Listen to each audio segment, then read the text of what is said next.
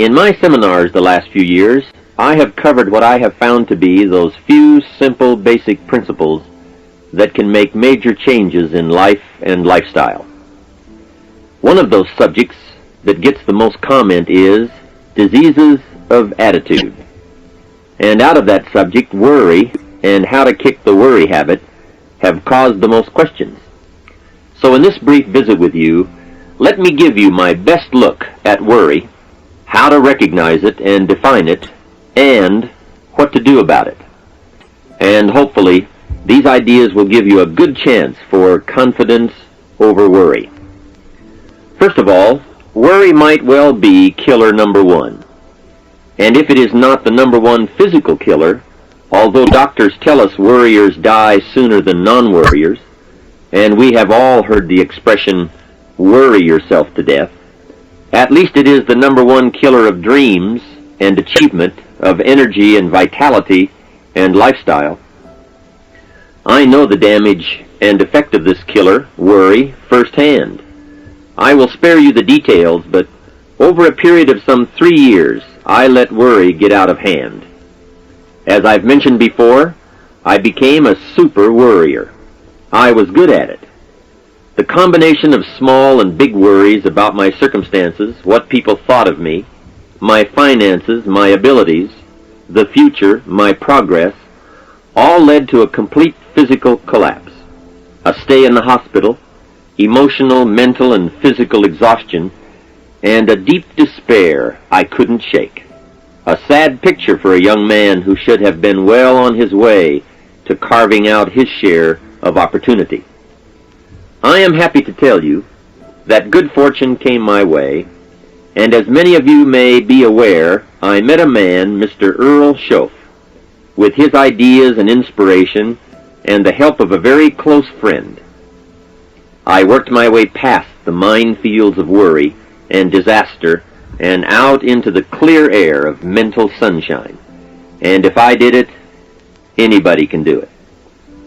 I'm not saying it's easy. It took me almost a full year to kick the worry habit. It took practice and much effort, but it was well worth it. Remember, don't ask for the task to be easy, just ask for it to be worth it. Don't wish it was easier, wish you were better. Don't ask for less challenge, ask for more skills. Don't ask for less problems, ask for more wisdom. It's the challenge that makes the experience. And life and its color and meaning and adventure for you is this collection of experiences. To wish them away is to wish your life away. So let's get to worry and what it is and what it does, how to define it, and what to do about it. And let's do it with eager, high hope that it won't be long until you will be free of the worry habit and on your way to the life and lifestyle that you want. First of all, let's define worry. There are many ways we could describe it. Worry is fear painting pictures in your mind. And if you watch that mental movie too long, you get a false picture of how things really are. Worry is a mental broadcasting station, and more often than not, it is false or at least distorted propaganda. Worry has that sneaky way of stopping short of giving you all the facts. Worry is often the trickery of mentally filtered facts on the negative side and the bold declaration that these are all the facts. Worry has the mental audacity to suggest that the elevator only runs one way, down. Many times worry is a 5-alarm bell for a wastebasket fire. And worry is a depletion of constructive emotion. It's wasted mental energy. It's like letting the starter run the battery down when the car won't start. And worry is most often a lack of all the facts, a lack of full understanding, a lack of total information, and an unpreparedness of ability, knowledge, talent, courage, faith, and all the other virtues. That should give us a better definition of worry, and remember, left unchecked, it can become like a mad dog loose in the house, and the sorrow and pain and regret is too large a price to pay not to do something about it, and to do it now. You see, if you contemplated the total sum of human suffering long enough, it would drive you mad. You must understand how life is. Human suffering, man's inhumanity to man, war, disease, poverty. But it must be in what I call its rightful ratio of your mental and emotional time. So much for what worry is. The next question is, what can I do about it? What is the first step? My best advice on this is to first recognize worry for what it is, admit what it does, and then decide you now want to be free. It first starts with decision on your part. And may I add, well, you should decide. Why let worry continue to take money out of your pocket and bank account? Why let worry any longer keep you from becoming all you can be? Why let it rob you of better friendships, better business, better profits, better results, better communication, better family relations? Why impose your worry on others any longer? It's a burden you can get rid of and a monkey you can get off your back. Why not be rid of those sinking, nagging feelings that all is not going to be well, that you can't do it, that it won't work out for the best? Worry is undue concern that takes up too much of your mental and emotional time. Now, we must all be concerned. Hey, life is no joke except to the jokers. Life and how to live it is a serious matter. It is risky, full of peril, and there are constant threats to the good we want and to the pursuit of happiness.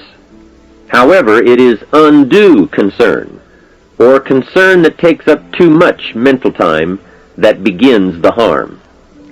It's like a family planning a wonderful trip. While they certainly should be concerned about the condition of the car, the tires, and making sure they pick the proper route, it would be foolish to allow themselves to be completely turned negative with the thought that they might crash and kill the entire family. If that were the case, even if they went, the entire trip would be turned into one nightmare of fear with the specter of chaos looming around every curve, rather than enjoying the wonderful trip they had planned for themselves and their family. A lot of people do that with their entire life. So, start to make these declarations. And if you mean it, they will start you on your way to confidence and adventure, free of the worry habit. Say first, I've had it with worry. I'm tired of being beaten down and hassled with all those negative mental pictures. I refuse to be tricked by false facts. I'm really not that weak. Never again do I want those sick feelings inside, those mental false alarms. I'm tired of the drain on my resources. I'm tired of the embarrassment of the lack of confidence. I don't want people, especially my family, to see me in this state anymore. I've got more to offer. I refuse to let my life be short-circuited any longer by letting my mind run wild with a distorted view of the facts, whether I bring it up or if it comes from someone else. Prove it to yourself. Think back over all the things that you worried about, all the fantastic, catastrophic events that your well-meaning advisors had told you were going to happen. Be pleased that none of them ever happened to you, or else you would not be alive today. 90% of the things you worry about never happen anyway. All of us have had these well-meaning advisors who want to appear larger in the eyes of those they wish to advise, and who immediately rear back and describe every single bad option they can think of that might possibly happen. By the time they have finished, the one who has come for some confidence and some help wonders why he even bothers to live anymore. And the fact is, those things are never really going to happen anyway. Bring to question now what your mind tells you or what others tell you, and pledge not to go for false alarms. I've had it is a good beginning. This first step will start you arguing with your worry thoughts. Soon you will start to examine your fears and worries to see if they are valid, and you won't let your mind play those mental tricks any longer. It is possible to destroy any emotion you have, including worry and fear, by a very simple process, and that is, analyze it to death. Drag it out on the table and look at it. Weigh it against all of your past experiences. Make sure this one can stand against all the past facts you have. You will now start to use worry instead of letting worry use you. It's a beginning, being in control instead of out of control. You will now let concern and the first signs of worry prompt you to learn, ask questions, and look at all sides in order to evaluate true, positive, constructive action. Now you can say, I will let fear advise me of the facts, but I won't let fear tell me these are all the facts. Nor will I let fear determine my reaction to the facts. I will gladly take up the war of faith over doubt, reason over fear, and positive expectation over worry. So talk to yourself right now into a change of attitude. Be persuasive. Go all out. Show yourself the hell if you don't, and the good life of answers and progress if you do. Say to yourself, what a fantastic feeling it must be to stop the panic drain on my mental energy, emotion, and physical strength. Imagine putting all that saved energy and emotion and strength into my action plans for the good life. Hey, accept the challenge. Believe your beliefs, doubt your doubts, stay on the campaign to give worry a bad time. Like being your own conscientious judge, say, I've had it with the presentation of a one-sided story. I sustain the objection that worry has failed to bring out all the facts. I despise these mental courtroom maneuvers that try to belittle my client, me. I demand the whole truth, and if worry will not be silent, I may cite him for contempt of the court of reason. Call up that scene often when worry wants to hassle you with the same old tricks and the same old results. It will work every time. Okay, let's move on to some really positive steps. If you can survive all that has happened to you up to this moment in your life, in spite of doing and thinking many of the wrong things, imagine how you can succeed by now starting to do some of the right things. First, the best answer to worry is confidence, and confidence starts first with awareness. Here is one of the most important lessons in life to learn. Life and business is like the changing seasons.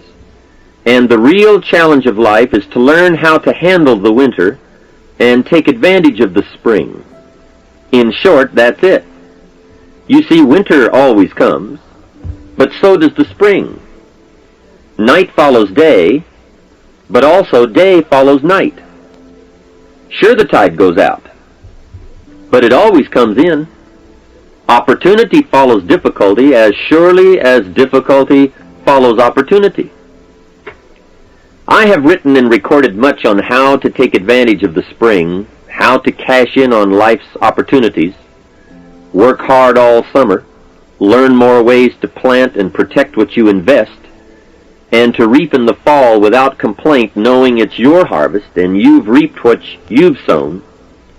For this subject, however, let's talk about how to handle the winters, those times when worry, like winter, takes its heavy toll. So, we tell it like it is. Winter always comes. So does the night.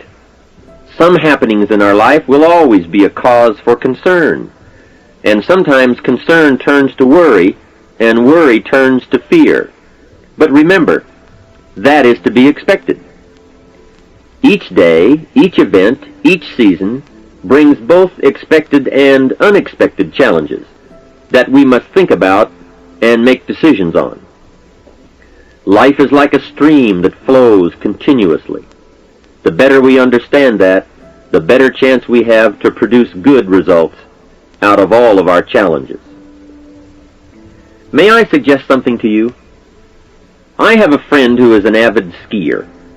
You know something? He can only ski in the wintertime. You can only hunt the elk when the snow falls in the high mountains and drives them down. That's called wintertime. You see, it's all right if it's 12 below. Just be prepared for the winter. And here is a good thought. A full, well-developed human being will find a way to take advantage of the winter, not just handle it. The big challenge is to make something out of each opportunity. Now, if winters are always going to occur in our life, shouldn't we benefit from them too? Come the next winter, you could be on the inside looking out, seated by a warm fire, the company of a good friend, and those unique feelings of security in spite of the circumstances or the season. Begin to know now that the night will pass, and as you learn to grow and progress, you will better understand how to handle every night and better live every day. Here's some of the best advice I have on worry. First, don't be afraid to face the facts of life. It is not negative to understand that the winters always come. Don't be faked out. Don't clip the word impossible out of the dictionary. Sure, the Bible says all things are possible, but I don't really understand all that means. My daughters ask me, have you ever tried putting toothpaste back in the tube? Don't say I don't want to hear the problem. I don't want to see the difficulty. Don't show me the weeds. Don't say anything negative. Only see the positive. That's foolish. There is a thin line between positive thinking and kidding yourself. And remember, there's also a thin line between faith and folly. Here is the key. Humans have the unique ability to see it as it is, and they also have the ability to see it better than it is. One is called fact, the other is called faith. Faith you develop, facts you acquire. The facts you acquire are essential. It's like belief. You constantly must find facts to support your belief. Faith says, I will move mountains. It doesn't say, I will move mountains if someone gives me a bulldozer. I'll move a mountain if they will build me a road up there, if the weather's nice, if they give me a shovel. Faith just says, I will move mountains. Faith doesn't ask for a result to prove its existence. Faith is because it is. And remember, people die for faith. And some people give up everything they own, their life, for faith. Many years ago, over in Vietnam, a Buddhist monk did a very clever thing. He did the ultimate in political dissent. He burned himself to death. That toppled the government. That was faith. Totality begets totality. Here is a good prayer. Help me to see it as it is, and help me to see it better than it is, and then inspire me to act. Facts and faith and action. What a combination for personal progress. And action puts fear to flight. An Old Testament phrase says, watch the ants, you sluggard. Consider their ways and be wise. Not a bad suggestion. The study of ants. What do they do in the summer to prepare for the winter? That's a lesson in life and survival. Happiness, wealth, peace, security, success, safety, friendship, reward, results, and all human achievement comes from a growing ability to understand and handle the changing seasons. And so we come right back to the theme of our entire enterprise, self-development. Learn to work harder on yourself than anything else. The key to all success in economics or mental health is self-development. It will all change for the better when you change for the better. It's what you become that really counts. And you are the only variable. So a good statement is, you can't be all positive. You can't be all confident. You can't be all faith. But confidence and faith and courage and inspiration can dominate worry and fear. Physical and emotional forces are always at work, and something will win and conquer. Make sure you give yourself the best chance to get mental and emotional domination over all of your challenges. And here is one of the master keys to the good life: developing the intelligence and accepting the challenge of putting all of your emotional experience into their rightful ratio. Beginning this progress can bring about the most dramatic changes. You see, disappointment is like winter. It always comes. It is foolish to say, don't be disappointed. But you must learn to discipline your disappointment. If it dominates 51% of your time, you're in trouble. Continued heavy disappointment is like 12 months of winter, and 12 months of winter leaves very little alive. Use the guidelines of seasons to adjust to all the meaningful things that happen to you. So concern, fear, and disappointment, like many human emotions, serve a useful purpose as long as they are kept in their rightful ratio. Left unattended, the weeds take over. Disappointment rules. Worry breaks loose. Fear gets the upper hand, and doubt moves in.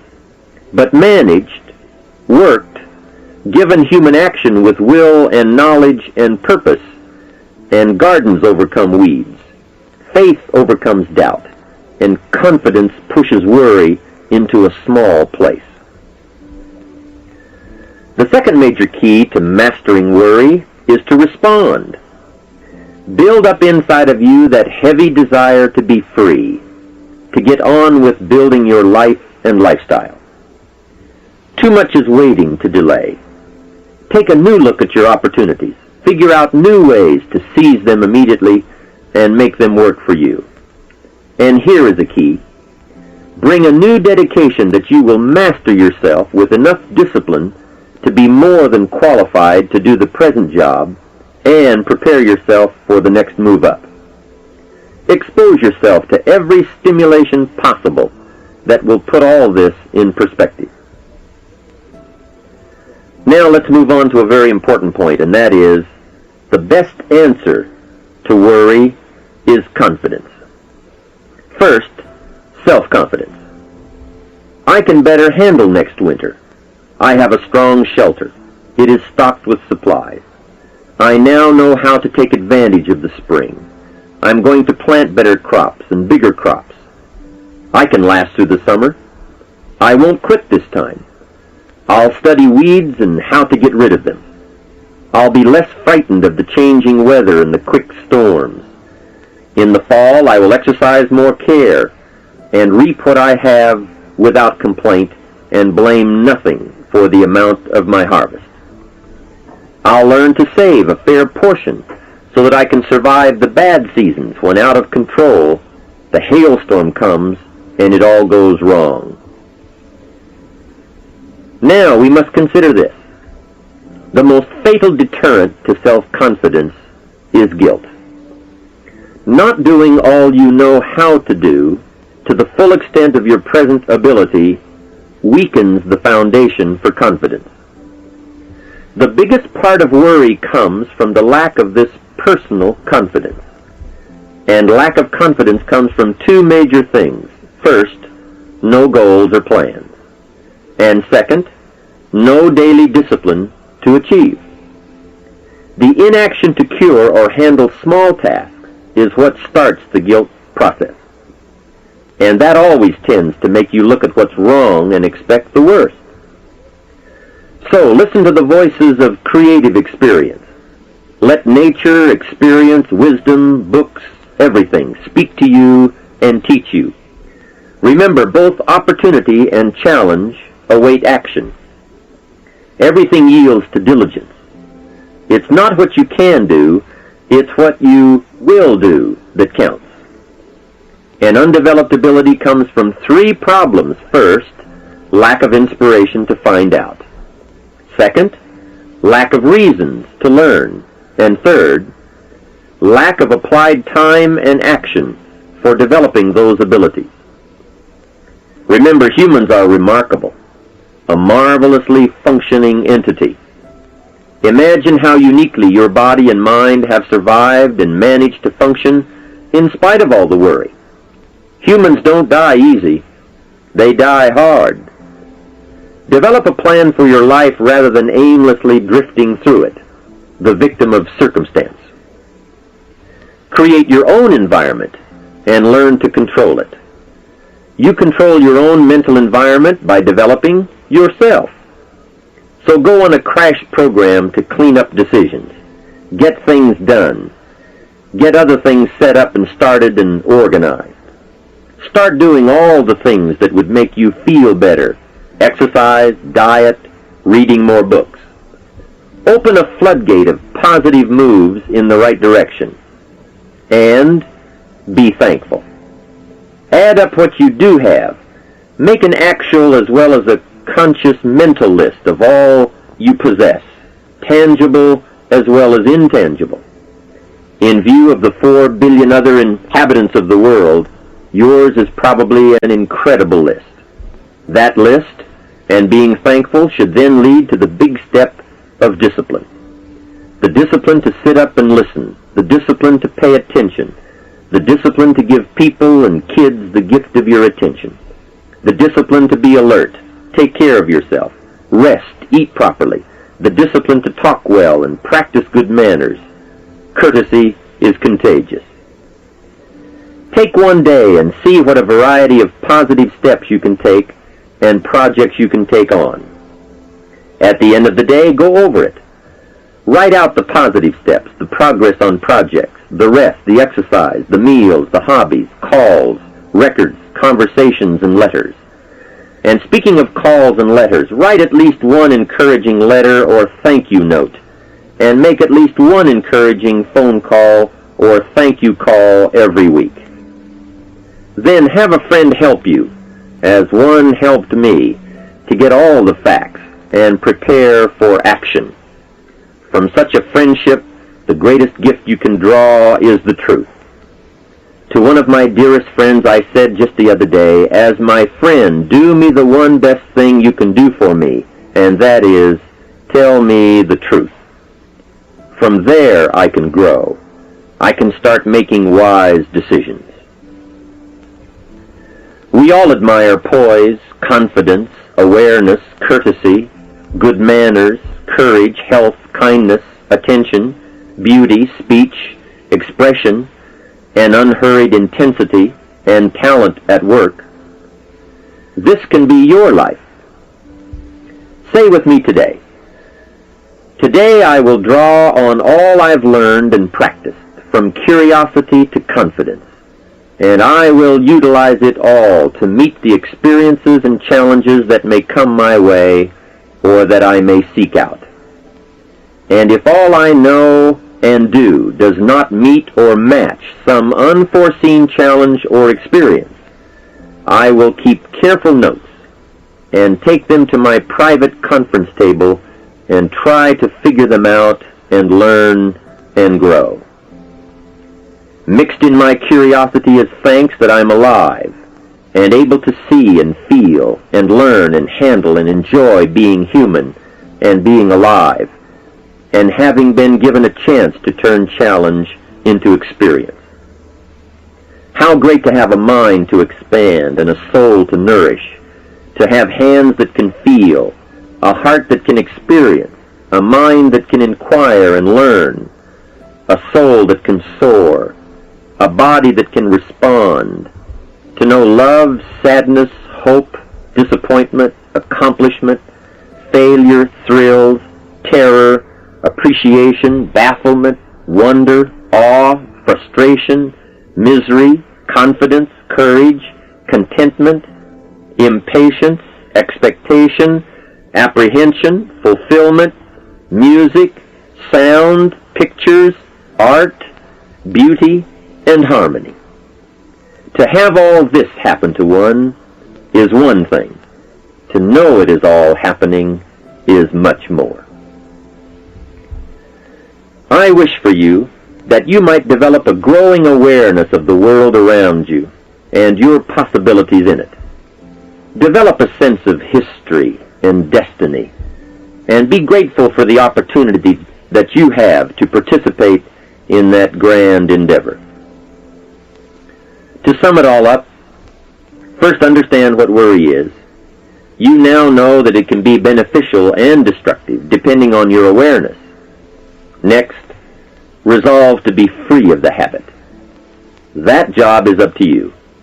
To work on yourself, to get the right attitude. Next, start the daily action of first cleaning up all your current situations. Remember, little achievements lead to confidence that conquers guilt. Then buy up every challenge to reach your goal. You can now handle it. The winter, the spring, the harvest. Bring a new zeal to every problem, to every fear, to every opportunity. The inspiration from it all and the immediate and future progress that will someday give you a view from the top of your goals, your adventure, and your achievements. In conclusion, let me give you one piece of poetry that sums up what a life of adventure should be like and how you should feel. You are now a seasoned warrior. You bear the scars of honorable battle. And here is where you stand today. The familiar words of William Henley